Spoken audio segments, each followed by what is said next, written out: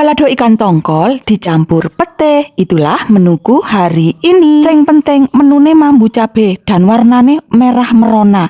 Dijamin iku menu ngentekno sego. Iku berlaku kanggo sing seneng cabe sih Besti. Sing gak seneng cabe, gak ada cabe pun gak masalah. Ada untungnya juga ya orang sing gak seneng cabe. Nek maem gak kecanduan cabe. Jika harga cabe melonjak tinggi, itu pun gak ngaruh. Beda ambek sing doyan pedes ngene iki. Nek regane cabe melonjak tinggi, waduh bingung.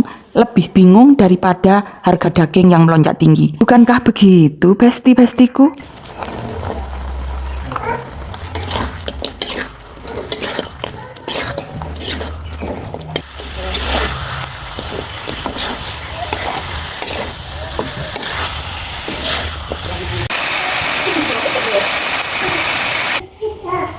Tadi makan?